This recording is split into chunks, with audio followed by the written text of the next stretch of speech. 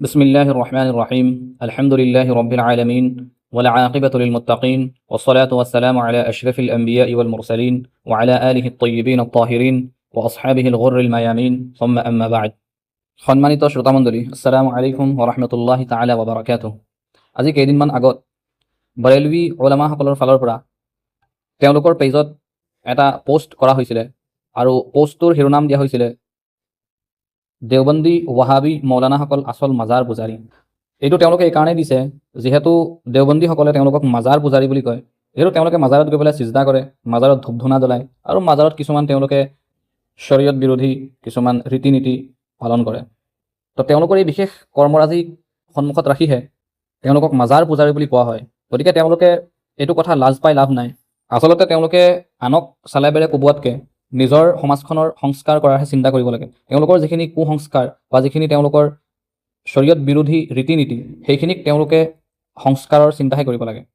এতিয়া সেই পোষ্টটোত তেওঁলোকে এখন কিতাপৰ উদ্ধৃতি দি পেলাই এটা কাহিনী লিখিছে আৰু সেই কাহিনীটো আৰু এই কিতাপখন আশৰাফ আলী থানভী চাহাবৰ কিতাপ হয়।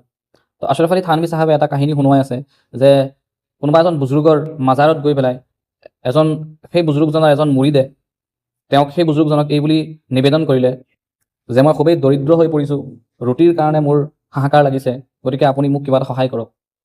তো এতিয়া তেওঁলোকে এইটো ক'ব বিচাৰিছে যিহেতু মৌলানা আশৰাফ আলী থানভী চাহাবে এইটো কথা বা এই ঘটনাটো তেখেতৰ কিতাপত উল্লেখ কৰিছে আৰু সেই বিশেষ মুৰিদজনে গৈ পেলাই যিহেতু সেই বিশেষ বুজুৰ্গজনৰ কবৰত গৈ পেলাই সেই পীৰ চাহাবজনক গৈ পেলাই নিজৰ প্ৰয়োজনৰ কথা প্ৰকাশ কৰিছে বা তেওঁক গৈ পেলাই নিজৰ প্ৰয়োজনসমূহ খুজিছে, গতিকে দেওবন্দীসকলো কবৰ পূজাৰীয়ে হয়। তো তেওঁলোকে কাহিনীটো উল্লেখ কৰোঁতে খিয়ানত কৰিছে আৰু খিয়ানত তেওঁলোকৰ এইটো চৰিত্ৰ হয়, খিয়ানত কৰা। তাত হজৰত মৌলানা আশৰাফ আলী থানভী ৰহমতুল্লাহি আলাইহিয়ে এই ঘটনাটো যিদৰে লিখিছিল সেইদৰে তেওঁলোকে লিখা নাই। এতিয়া আহক আমি প্ৰথমতে সেই আচল কিতাপখন চাওঁ য'ত আশৰাফ আলী থানভী ৰহমতুল্লাহি আলাইহিয়ে এই ঘটনাটো লিখিছে। তো হজৰত থানভী ৰহমতুল্লাহি আলাইহিয়ে যিখন কিতাপত এই ঘটনাটো উল্লেখ কৰিছে সেই কিতাপখনৰ নাম হ'ল ইমদাদুল মুস্তাক ইলা আশৰাফিল আখলাক। তো এই কিতাপখনৰ 290 নম্বৰ যিটো ঘটনা হয় তাতে তেখেতে এইদৰে লিখিছে, मैं यानी राविया मलफुदात हज़रत की खिदमत में ग़िज़ाए रूह का वो सबक जो हज़रत शाह नूर मोहम्मद साहब की शान में है सुना रहा था। जब असर मज़ार शरीफ का बयान आया तो फरमाया कि मेरे हज़रत का एक जोलाहा मुरीद था। बाद इंतकाल हज़रत के मज़ार शरीफ पर अर्ज़ किया कि हज़रत मैं बहुत परेशान और रोटियों का मोहताज हूँ, कुछ दस्तगीरी फरमाए। এইটো হ'ল আচল ইবাৰতটো বা আচল ঘটনাৰ এই কথাখিনি। ইয়াত এতিয়া হজৰত ৰহমতুল্লাহি আলাইহিয়ে লিখিছে যে সেই যে মাজাৰত যিজন ব্যক্তি উপস্থিত হৈ পেলাই সেই পীৰ চাহাবজনক বা সেই বুজুৰ্গজনক যি দুৱাৰ নিবেদন কৰিছিলে সেই ব্যক্তিজনৰ সম্পৰ্কে হজৰত আশৰাফ আলী থানভী ৰহমতুল্লাহ আলাইহিয়ে কি লিখিছে যে হজৰত কা এক জলাহা মুৰিদ থা। এই শব্দটো বা এই বাক্যষাৰ তেওঁ কিন্তু তাত অনুবাদ কৰা নাই। তেওঁ যিটো পোষ্ট দিছিলে তাত তেওঁলোকে বৰেলভীসকলে তাত কিন্তু এই বাক্যশাৰীৰ তৰ্জমা বা এই বাক্যশাৰীৰ ভাৱাৰ্থ তেওঁলোকে তাত লিখা নাই। কাৰণ এই সাৰৰ যদি তেওঁলোকে তাত ভাৱাৰ্থ লিখিলে হয় তেনেহ'লে তেওঁলোকৰ গোটেই যিটো তেওঁলোকে প্লানিং কৰিছে বা খেয়ানত কৰিছে গোটেই খেয়ানতটো জল পটকৈ ওলাই গ'লহেঁতেন, তেওঁলোকৰ শয়তানি ধৰা পৰি গ'ল হয়। এতিয়া তাত কোৱা হৈছে হজৰত আশৰাফ আলী থানভীয়ে যে হজৰত কা এক জলাহা মুৰিদ থা। এতিয়া আমি জানিব লাগিব প্ৰথমতে জলাহা কাক কয়।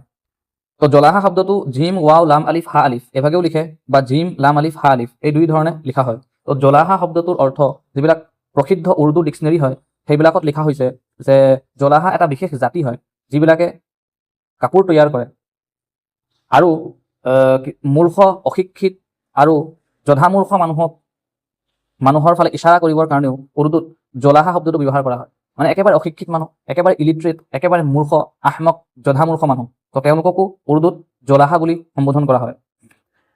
উৰ্দুৰ এখন ডিক্সনেৰী আছে, মৌলানা সৈয়দ আহমদ দেহলভী তেখেতৰ এখন ডিক্সনেৰীখনৰ নাম হ'ল ফিৰহাংগে আসিফিয়া। তো ইয়াতে এই যিটো জলাহা শব্দ হয় এই জলাহা শব্দটোৰ অৰ্থ লিখিছে জলাহা ইছম মুজাক্কাৰ দেখো জুলাহা। অৰ্থাৎ ইয়াত কোৱা হৈছে জলাহা এইটো ইছম মুজাক্কাৰ হয়। ইছম মুজাক্কাৰ অৰ্থাৎ মেস্কুলিন নাউন অৰ্থাৎ পুৰুষবাচক বিশেষ্য। তাৰপিছত কৈছে দেখো জুলাহা অৰ্থাৎ জুলাহা শব্দটো য'ত লিখা হৈছে তাত চাবলৈ কৈছে এই ডিক্সনেৰীখনত। মানে ইয়াত প্ৰথমতে জিম ৱাও লাম আলিফ হা আলিফ এই শব্দটোৰ এগেইনষ্টত লিখিছে যে জিম লাম আলিফ হা আলিফ শব্দটো য'ত লিখা হৈছে তাৰ এগেইনষ্টত তোমালোকে গৈ চোৱাগে। তো আমি যদি তালৈ যাওঁ তেনেহ'লে তাত দেখিম তো জুলাহা শব্দটোৰ অৰ্থ লিখিছে ইছম মুজাক্কাৰ অৰ্থাৎ পুৰুষবাচক বিশেষ্য। তাৰপিছত কোৱা হৈছে জামা বাফ কাপৰা বুননেৱালা আৰু একেবাৰে শেষত লিখিছে আহমক বেৱকুফ মূৰ্খ, গাধা। তো এই ডিক্সনেৰীখনত সেইখিনি অৰ্থ লিখা হৈছে যিখিনি মই আগত ক'লোঁ। আৰু ঠিক সেইদৰে আৰু এখন উৰ্দু ডিক্সনেৰী আছে যিখনৰ নাম হ'ল উৰ্দু হুস্নুল লুগাত। তো এই উৰ্দু হুস্নুল লুগাতত জুলাহা শব্দটোৰ অৰ্থ লিখা হৈছে কপৰা বুননেৱালা, আহমক, মূৰ্খ, নাদান, বেৱকুফ, ওৱট। তো গতিকে এজন অশিক্ষিত মানুহ বা এজন মূৰ্খ মানুহ, এজন লিখা পঢ়া নাজানা মানুহ, যিজনে আকিদা সম্পৰ্কে একো জ্ঞাত নহয়, যিজনে শৰীয়তৰ কোনো আমলৰ কথা নাজানে, তো তেওঁলোকৰ বা সেই তেনেকুৱা এজন অশিক্ষিত মানুহৰ এটা বিশেষ আমল কেনেকৈ শৰীয়ত হ'ব পাৰে বা কেনেকৈ সহ্যত হ'ব পাৰে। আশৰাফ আলী থানভী চাহাব ৰহমতুল্লাহ আলাইহিয়ে সেই যিটো ঘটনা উল্লেখ কৰিছে, সেই ঘটনাটো উল্লেখ কৰাৰ মকচদ এইটো নহয় যে সেই জুলাহাজনৰ সেই কৰ্মটো দেখুওৱা, বৰঞ্চ তাৰ পিছত সেই বুজুৰ্গজনৰ মাজাৰৰ পৰা এটা বিশেষ কাৰামত বা আলৌকিকতাৰ প্ৰকাশ পাইছিলে। তো হজৰত ৰহমতুল্লাহ আলাইহিয়ে সেই আলৌকিকতাটো বয়ান কৰিবৰ কাৰণেহে এই বিশেষ ৱাকিয়াটো সেই কিতাপখনত উল্লেখ কৰিছে। কিন্তু এইটো কথা যিহেতু প্ৰসংগক্ৰমে আহি গ'ল, গতিকে এই কথাষাৰো তেওঁ উল্লেখ কৰিছে। কিন্তু ইয়াৰ পৰা এইটো চাবিত নহয় যে আশৰাফ আলী থানভী ৰহমতুল্লাহ আলাইহিয়ে কবৰত গৈ পেলাই বা মাজাৰত গৈ পেলাই সেই মাজাৰত থকা বিশেষ বুজুৰ্গজনক বা পীৰজনৰ ওচৰত গৈ পেলাই দুআ নিবেদন কৰিবলৈ কৈছে। কাৰণ আশৰাফ আলী থানভী চাহাব ৰহমতুল্লাহ আলাইহিয়ে তেখেতৰ ফাতাৱা কিতাপ ইমদাদুল ফাতাৱাত এই সম্পৰ্কে নিষেধাজ্ঞা জাৰি কৰি ৰাখিছে। ঠিক সেইদৰে দাৰুল উলুম দেওবন্দৰ যিখন ফাতাৱা দাৰুল উলুম দেওবন্দ আছে, তাতো এই বিষয়ে নিষেধাজ্ঞা আছে। গতিকে সেই বিশেষ অশিক্ষিত মানুহজনৰ সেই বিশেষ কৰ্মৰাজিটোৱে এইটো কেতিয়াও নুবুজায় যে দেওবন্দীসকলে পীৰ বা কোনো আউলিয়াৰ কবৰত গৈ পেলাই দোৱা আবেদন কৰাটো জায়েজ বুলি ভাবে। এয়া হৈছে বৰেলভী ওলামাসকলৰ ইণ্টেলেকচুৱেল কেপাচিটি বা ভাবিব পৰা বা চিন্তা কৰিব পৰা শক্তি। যদি কোনো গাঁৱলীয়া বা অশিক্ষিত মানুহৰ কামটো সহ্যত হয়, তেনেহ'লে বুখাৰী শৰীফততো এনেকুৱা ঢেৰ কাম আছে যিবিলাকক আমি জায়েজ বুলি ক'ব লাগিব। যেনে উদাহৰণস্বৰূপে ইমাম বুখাৰী ৰহমতুল্লাহ আলাইহিয়ে বুখাৰী শৰীফত 5809 নম্বৰ যিটো হাদিছ বৰ্ণনা কৰিছে, সেইটো হ'ল এনেধৰণৰ: আন আনাছ ইবনে মালিক ৰাদিয়াল্লাহু আনহু قال كنت امشي مع رسول الله صلى الله عليه وسلم وعليه برد نجراني غليظ الحاشيه فادركه اعرابي فخبذه بردائه جبذة شديدة حتى نظرت الى صفحه عاتق رسول الله صلى الله عليه وسلم قد اثرت بها حاشيه البرد من شده جبذته ثم قال يا محمد مر لي من مال الله الذي عندك فالتفت إليه رسول الله صلى الله عليه وآله وسلم ثم ضحك ثم أمره بعطاء। ইয়াতে হযরত আনাস বিন মালিক রাদিয়াল্লাহু তাআলা আনহু এই সাহাবীজনে কৈছে যে আমি এবাৰ আল্লাহ ৰাসূল সাল্লাল্লাহু আলাইহি ওয়াসাল্লামৰ লগত গৈ আছিলোঁ, কোনো এক ঠাইলৈ গৈ আছিলোঁ আল্লাহ নবী সাল্লাল্লাহু আলাইহি ওয়াসাল্লামৰ লগত।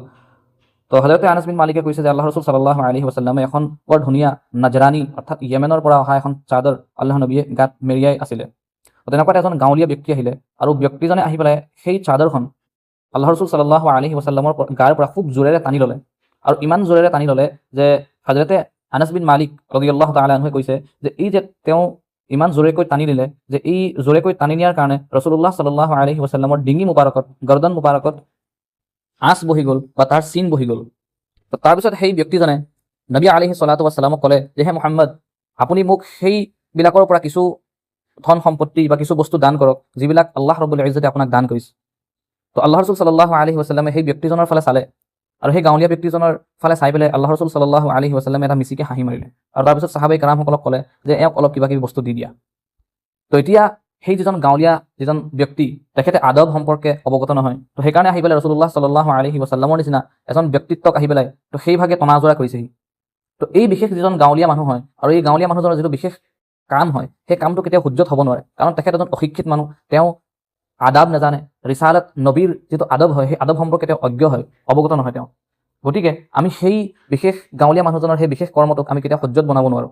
আমি এইটো ক'ব নোৱাৰোঁ যে ইমাম বুখাৰী ৰহমতুল্লাহ আলাইহি বুখাৰী শৰীফত এই হাদিছটো আনিছে, গতিকে ইমাম বুখাৰী ৰহমতুল্লাহ আলাইহিৰ এইটো আকিদা হয় যে নবীৰ গাৰ পৰা নাউজুবিল্লাহ কাপোৰ টনাজোৰা কৰিব পাৰি। আমি যদি ইমাম বুখাৰী ৰহমতুল্লাহ আলাইহিক এইটো এলিগেশ্যন লগাওঁ বা ইমাম বুখাৰী ৰহমতুল্লাহ আলাইহিৰ ওপৰত যদি এইটো তহমত লগাই দিওঁ, তেনেহ'লে আমাতকৈ ডাঙৰ মূৰ্খ পৃথিৱীত আছেনে? ইমাম বুখাৰী ৰহমতুল্লাহ আলাইহিয়ে নবী আলাইহিছ সালাতু ওয়াছসালামৰ মুবাৰক আখলাক বুজাবৰ কাৰণে, নবী আলাইহিছ সালাতু ওয়াছসালামৰ আদৰ্শ বুজাবৰ কাৰণে এই ৱাকিয়াটো আনিছে বা সেই গাঁৱলীয়া মানুহজনৰ সেই বিশেষ কৰ্মটো ইয়াত উল্লেখ কৰিছে। আৰু যিহেতু আল্লাহ সুবহানাহু ওয়া তাআলাই আমাক নবী আলাইহিছ সালাতু ওয়াছসালামৰ আদব আৰু আল্লাহ ৰাসূল সাল্লাল্লাহু আলাইহি ওয়াসাল্লামেও নবুৱতৰ আদবৰ কথা শিকাই দিছে, গতিকে সেই গাঁৱলীয়া মানুহজনৰ সেই বিশেষ আমলটো কেতিয়াও সহ্যত হ'ব নোৱাৰে। ঠিক সেইদৰে আশৰাফ আলী থানভী ৰহমতুল্লাহ আলাইহিয়ে তেখেতৰ ফাতাৱাৰ কিতাপত এই সম্পৰ্কে স্পষ্ট লিখিছে যে কোনো পীৰ আউলিয়া বুজুৰ্গৰ কবৰত গৈ পেলাই দোৱা নিবেদন কৰা জায়েজ নহয়, সেই বুজুৰ্গজনক খোজা জায়েজ নহয়। আৰু তাৰ পিছত যদি আকৌ আমি হযৰত আশৰাফ আলী থানভী ৰহমতুল্লাহি আলাইহিৰ ওপৰতে যদি এইটো মিছা অপবাদ দি দিওঁ যে আশৰাফ আলী থানভী চাহাবে দোৱা আবেদন কৰা পীৰৰ ওচৰত গৈ পেলাই এইটো জায়েজ বুলি লিখিছে, এইটো কেনেকুৱা মূৰ্খামিৰ কথা হয়। তো হযৰত আশৰাফ আলী থানভী ৰহমতুল্লাহি আলাইহিৰ এটা শব্দ যিবিলাক জাতিয়ে বুজি নাপায়, এই জলাহা শব্দটোৱে বুজি নাপালে। মোৰো তেনেকুৱাই লাগিছে, কাৰণ তেওঁলোকে জলাহা শব্দটোৰ ট্ৰান্সলেশ্যন নকৰিলে, অৰ্থাৎ মানে তেওঁলোকে জলাহা শব্দটো বুজিয়ে নাপালে। তো হযৰত থানভী ৰহমতুল্লাহি আলাইহিৰ যিবিলাক জাতিয়ে এটা শব্দ বুজি নাপায়, তো সেইবিলাকে আকৌ হযৰত থানভী বা দেওবন্দী উলামাসকলৰ তানকিদ কৰিবলৈ আহে। তেওঁলোকে নিজেই নিজৰ যিটো নলেজ লেভেল হয় সেইটো চাই ল'ব লাগে, তাৰপিছত আহি পেলাই আপোনালোকে তানকিদ কৰিব, নিজে আগে নিজৰ অৱস্থাটো চাই লওক। আল্লাহ তাবাৰাক ওয়া তাআলাই আমাক সকলোকে মাক্কাৰবিলাকৰ মাক্কাৰী আৰু শয়তানবিলাকৰ শয়তানিৰ পৰা হেফাজত কৰক আৰু উলামাই হক সকলৰ পূৰ্ণ মাত্ৰায় অনুসৰণৰ তৌফিক দান কৰক। আকুলু কওলি হাযা ওয়া আস্তাগফিৰুল্লাহ লি ওয়া লাকুম ওয়া লিসাইৰিল মুসলিমিনা ইন্নাহু হুৱাল গফুৰুৰ ৰহিম।